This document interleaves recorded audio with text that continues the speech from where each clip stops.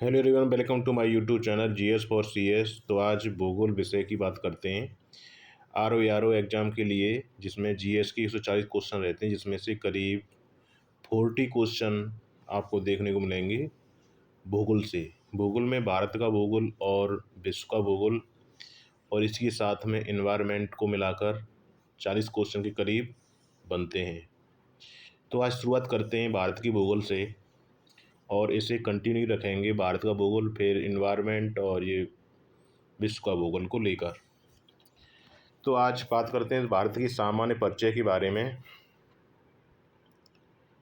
तो भारत की सबसे पहले अवस्थिति को देखते हैं। भारत की लोकेशन क्या है, अवस्थिति। तो भारत की अवस्थिति उत्तरी गोलार्ध में है अक्षांशीय दृष्टि से, और देशांतरी दृष्टि से पूर्वी गोलार्ध में अवस्थित है।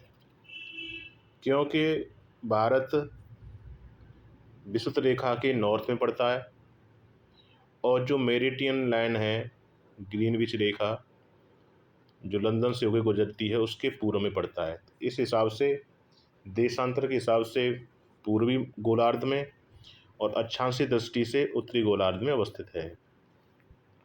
इसका अक्षांशीय विस्तार, सुदूर अक्षांशीय विस्तार देखी जाए तो इसे 6 डिग्री 4 मिनट उत्तरी अक्षांश से लेकर 37.6 उत्तरी अक्षांश तक है। इसमें देखने की बात यह है कि दोनों नॉर्थ अक्षांश हैं। इसमें साउथ दे देता है, लेकिन साउथ नहीं है, नॉर्थ हैं दोनों। 6.4 से नॉर्थ से 37.6 नॉर्थ तक। और देशांतर विस्तार 68 डिग्री 7 मिनट पूर्वी देशांतर से 97.25 मिनट पूर्वी देशांतर तक है। और इसी के साथ भारत का सबसे उत्तरी बिंदु, जिसे इंदिरा कोल कहते हैं, कहा जाता है, जो जम्मू कश्मीर राज्य में अवस्थित है, तथा सबसे दक्षिणतम बिंदु जो इंदिरा पॉइंट है, इंदिरा पॉइंट, और इसे जो अंडमान निकोबार द्वीप समूह के ग्रेट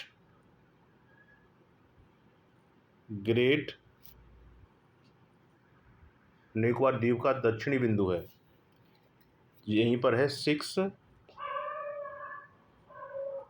डिग्री 4 मिनट उत्तरी अक्षांश। इंदिरा पॉइंट को पहले पेगेमेलियन पॉइंट अथवा पार्सन बिंदु के नाम से जाना जाता था। यहाँ पे एक की पॉइंट है, पेगेमेलियन पॉइंट।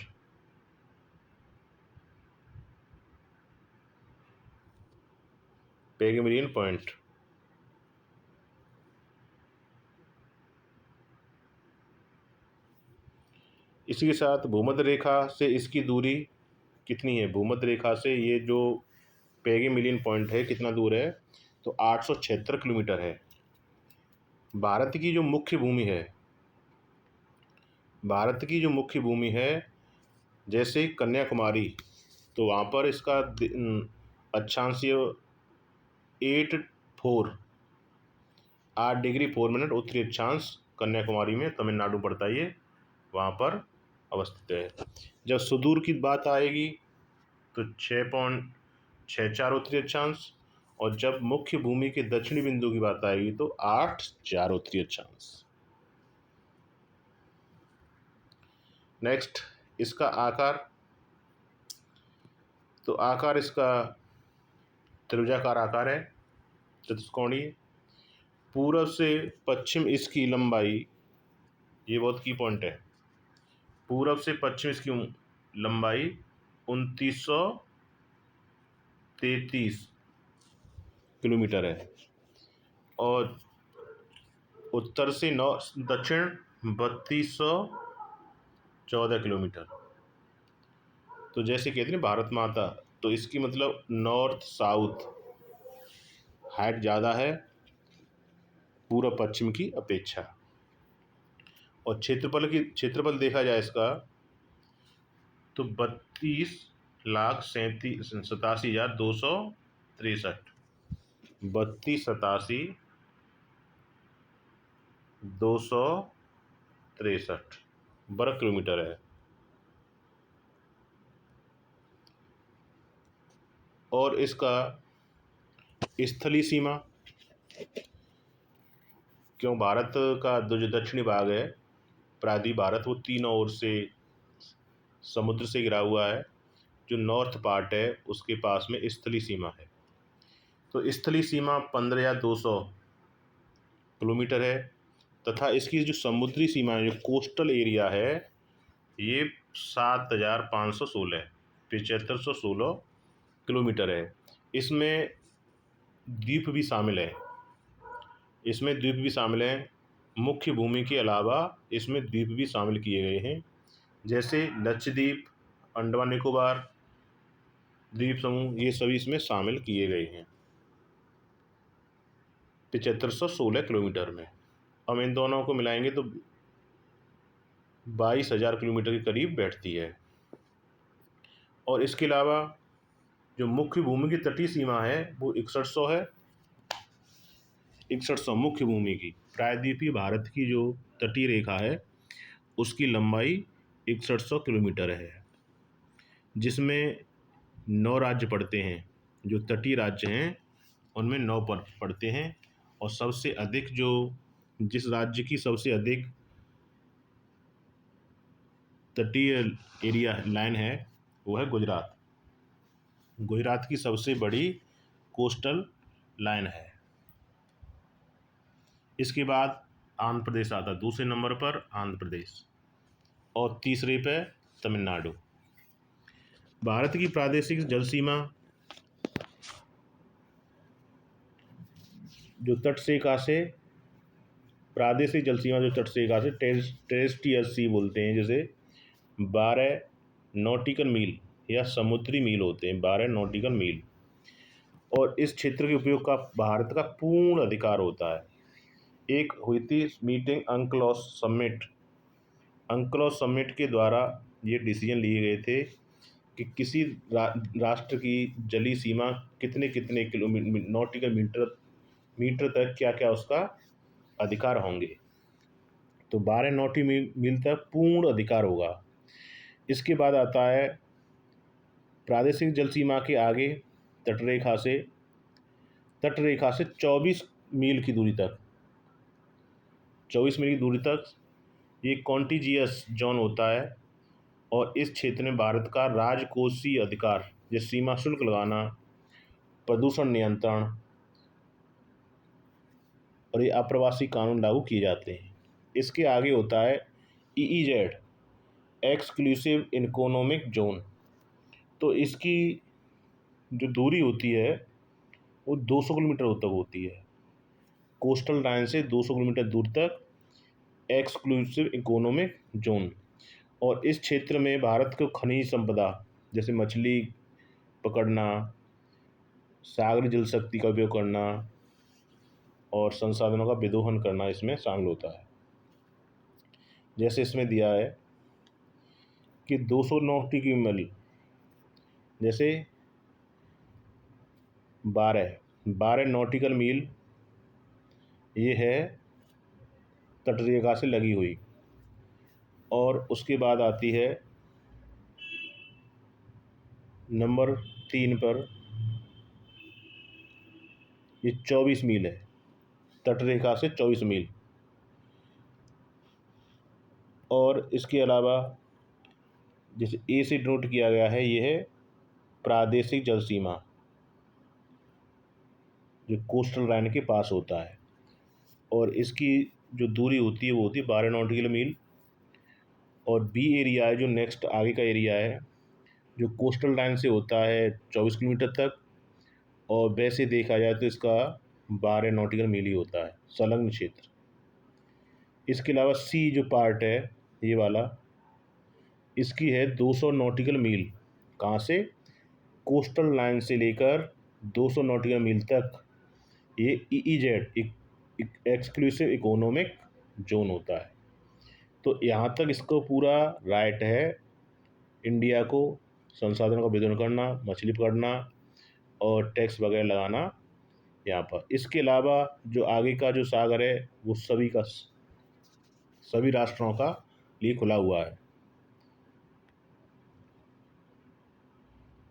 नेक्स्ट इसमें देखते हैं कर्क रेखा।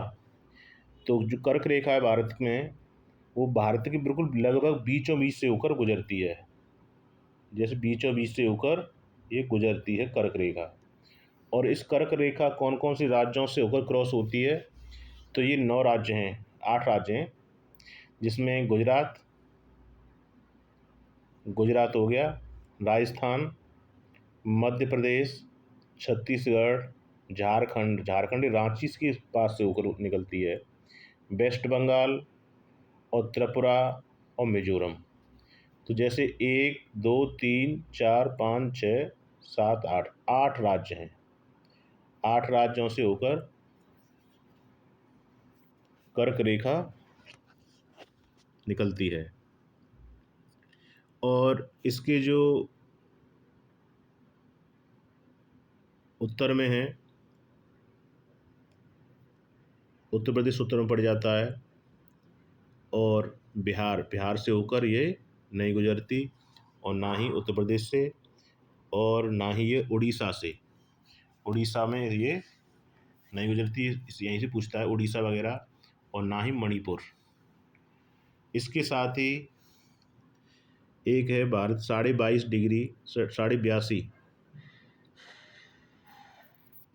पूर्वी देशांतर रेखा, जो भारत की मेन टाइम है, मानक समय रेखा है, जो उत्तर प्रदेश के प्रयागराज से होकर निकलती है। इस पर करीब 5 राज्य आते हैं। 5 राज्यों में यूपी, एमपी, छत्तीसगढ़, उड़ीसा और एपी आंध्र प्रदेश। ये 5 राज्यों से होकर गुजरती है 82.5 डिग्री पूर्वी देशांतर भारत मानक समय रेखा। इसी से भारत का मानक समय मेन टाइम है, ये इसी से लिया जाता है। नेक्स्ट, तो ये भारत के राज्य हैं भारत में, और उनकी राजधानियां हैं। आप देख सकते हो कि जैसे वनडे एग्जाम में पूछी भी जाती है कहीं कहीं पर, मिजोरम की आइजोल, मणिपुर की इम्फाल, नागालैंड की कोहिमा, अरुणाचल प्रदेश की ईटानगर, मेघालय की शिलांग, गंगटोक वगैरह ये सब। इसके आगे क्षेत्रफल की दृष्टि से भारत में जो राज्यों की स्थिति है वो क्या है? तो सबसे आगे है राजस्थान, नेक्स्ट मध्य प्रदेश, महाराष्ट्र और उत्तर प्रदेश। तो उत्तर प्रदेश का स्थान है चौथा क्षेत्रफल की दृष्टि से, और जनसंख्या की दृष्टि से पहला। तो इसके लिए एक ट्रिक भी है, राम राष्ट्र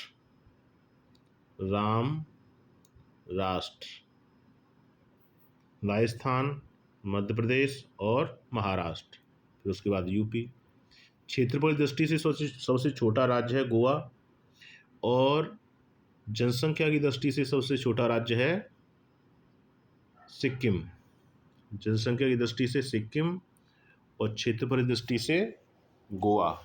ये बार बार पूछे जाने वाले क्वेश्चन है। इसके साथ ही पांडिचेरी एक केंद्र शासित प्रदेश है, और इसकी लोकेशन अवस्थिति 3 राज्यों में है। तो कहाँ कहाँ पर है? जैसे मुख्य भूमि है वो तमिलनाडु की सीमा में है, और तमिलनाडु में ही पड़ता है एक कराईकल, इसी का अधिकार क्षेत्र है। आंध्र प्रदेश में यमन है, और माहे केरल में। देखो लोकेशन दिखाई गई है इसकी। यनम आंध्र प्रदेश, कराईकल तमिलनाडु है, ये मेन पांडिचेरी है जो और पार से घिरी हुई है तमिलनाडु से, और माहे माहे केरल में। ठीक, दिया यहाँ पे माहे केरल की सीमा में, यनम आंध्र प्रदेश सीमा में, कराईकल तमिलनाडु और मुख्य भूमि तमिलनाडु। इसके अलावा 2 जून 2004 को 14 को तेलंगाना का गठन हुआ था और तेलंगाना आंध्र प्रदेश को काटकर बनाया गया। तो इसके बारे में देखते हैं कि कौन किससे टच करता है इसकी सीमाएं। तो इसकी सीमाएं महाराष्ट्र से, कर्नाटक, आंध्र प्रदेश, छत्तीसगढ़। तो अब नई स्थिति ये है कि आंध्र प्रदेश की सीमा अब महाराष्ट्र से टच नहीं करती, मेन चीज़, और तेलंगाना की सीमा तमिलनाडु से नहीं करती।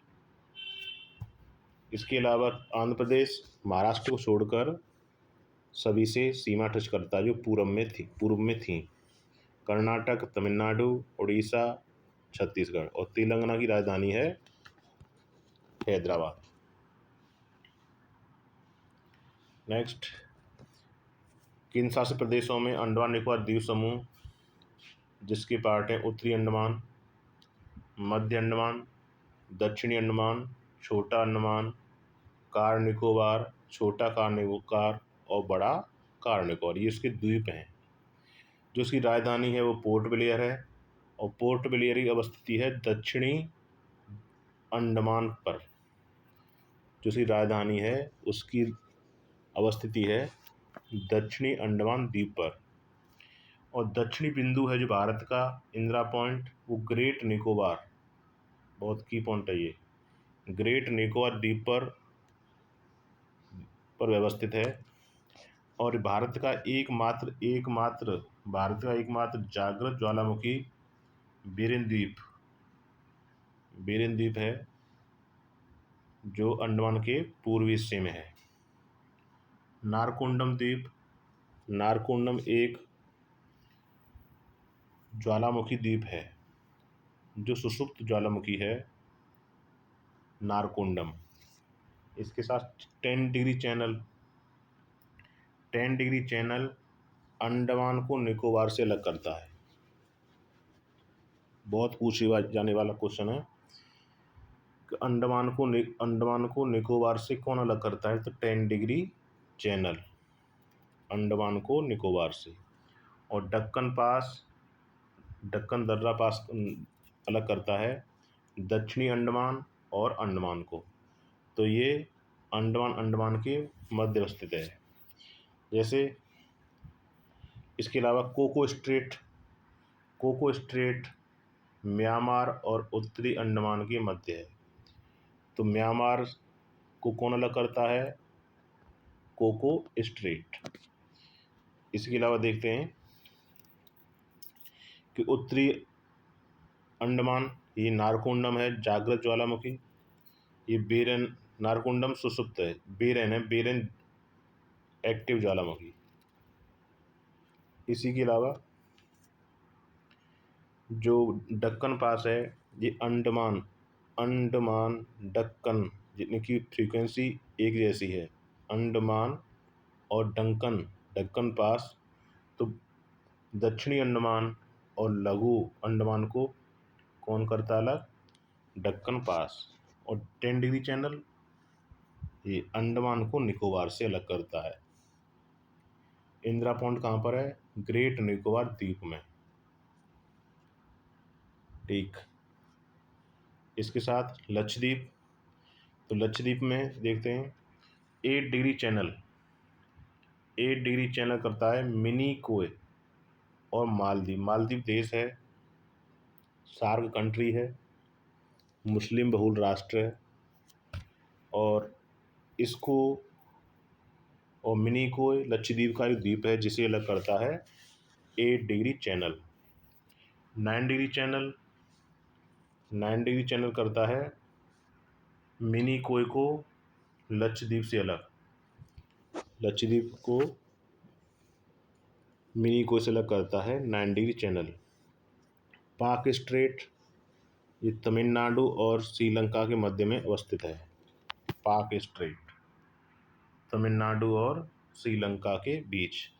और इसी पर है आदम ब्रिज, पम्बन द्वीप। तमिलनाडु श्रीलंका के मध्य स्थित है आदम ब्रिज, जिसे राम सेतु के नाम से भी जाना जाता है, राम सेतु। पम्बन द्वीप आदम ब्रिज का हिस्सा है। पम्बन द्वीप आदम ब्रिज का ही हिस्सा है। और रामेश्वरम पम्बन द्वीप पर अवस्थित है। रामेश्वरम पम्बन द्वीप पर अवस्थित है। आदम ब्रिज के उत्तर में पाकी खाड़ी है और दक्षिण में मन्नारी खाड़ी। पाकी की खाड़ी और मन्नारी खाड़ी को कौन जोड़ता है? पाक स्ट्रेट। पाक स्ट्रेट के द्वारा पाकी खाड़ी और दक्षिणी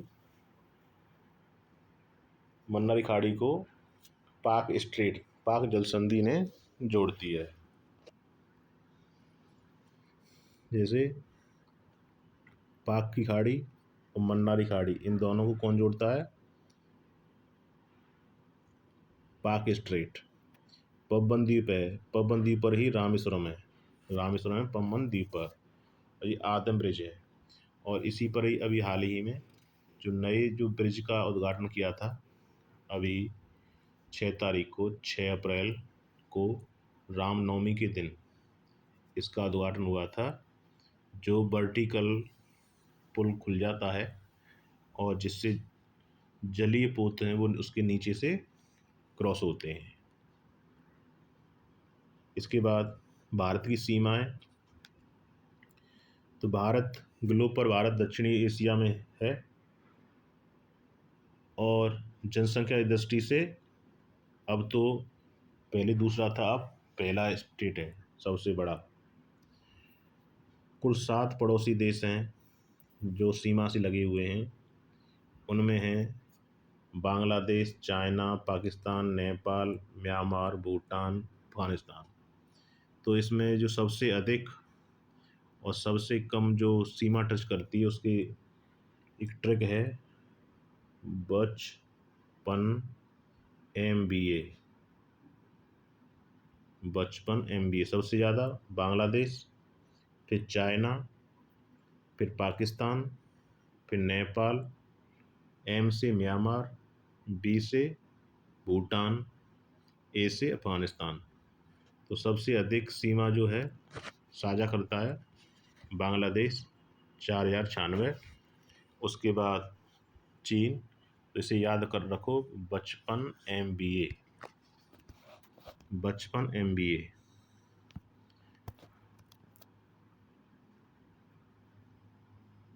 इसके अलावा स्टेट देख लेते हैं, कौन कौन सा स्टेट किस देश से सीमा बनाता है। तो बांग्लादेश से वेस्ट बंगाल, असम, मेघालय, त्रिपुरा, मिजोरम। त्रिपुरा तीनों ओर से बांग्लादेश से घिरा हुआ है। चीन से जम्मू कश्मीर, हिमाचल प्रदेश, उत्तराखंड, सिक्किम, अरुणाचल प्रदेश। पाकिस्तान से जम्मू कश्मीर, पंजाब, राजस्थान, गुजरात। नेपाल से उत्तराखंड, उत्तर प्रदेश, बिहार, वेस्ट बंगाल, सिक्किम। म्यांमार से अरुणाचल प्रदेश, नागालैंड, मणिपुर, मिजोरम। भूटान से सिक्किम, वेस्ट बंगाल, असम, अरुणाचल प्रदेश। और अफगानिस्तान से जो 106 किलोमीटर की सीमा है, POK पाकिस्तान ऑक्यूपाइड कश्मीर से टच करता है। इसके अलावा सिक्किम ऐसा राज्य है जो 3 देशों से सीमा टच करता है, नेपाल, भूटान और चाइना। इसके साथ ही अरुणाचल प्रदेश भी है जो भूटान, चाइना, म्यांमार से सीमा टच करता है। और इसके साथ ही बांग्लादेश भी है। बांग्लादेश भी 3 देशों से सीमा टच करता है, नेपाल, नेपाल में मिल जाएगा बांग्लादेश, और चीन में भी मिल जाएगा।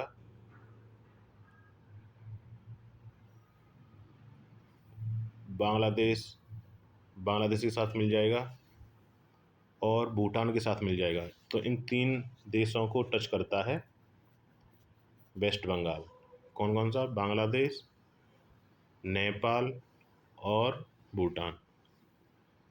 इसके अलावा रेड क्लिफ लाइन, ये भारत और पाकिस्तान के मध्य अवस्थित है, रेड क्लिफ लाइन। इसके साथ रेड क्लिफ लाइन 1947 में जॉर्ज रेड क्लिफ ने द्वारा इसका अध्यारोपित रेखा है ये मैकमोहन रेखा भारत चाइना के बीच। और ये जॉर्ज हेनरी मैकमोहन ने 1914 में ये निर्धारण किया गया था। डूरंट रेखा भारत अफगानिस्तान, मतलब 1947 से पहले का भारत और अफगानिस्तान के बीच में डूरंट रेखा। वर्तमान में ये पाकिस्तान और अफगानिस्तान की रेखा है, जिसे 1896 में डूरंट द्वारा किया गया था इसका निर्धारण। इसके साथ देखते हैं POK, पाकिस्तान ऑक्यूपाइड कश्मीर है, तो ये हिस्सा पाकिस्तान के पास है ऐसे ये। और ये हिस्सा 1962 के बाद 63 में अक्साई चीन, 1962 में भारत और चीन के युद्ध के दौरान हड़प लिया गया था अक्साई चीन। इसे बोलते हैं LOC, line of actual control, LOC line of control. और यहीं पे कारगिल है, कारगिल इसका बॉर्डर एरिया है LOC पर। सियाचिन ग्लेशियर जो एक विश्व का सबसे ऊंचा युद्ध स्थल है। सियाचिन ग्लेशियर विश्व का सबसे ऊंचा युद्ध स्थल। ठीक। इसके अलावा तो ये भारत का सामान्य, इसकी अवस्थिति, इसका विस्तार की जानकारी, सामान्य परिचय हुआ। इसके आगे नेक्स्ट भारत के भौगोलिक प्रदेशों के बारे में करेंगे। Thank you.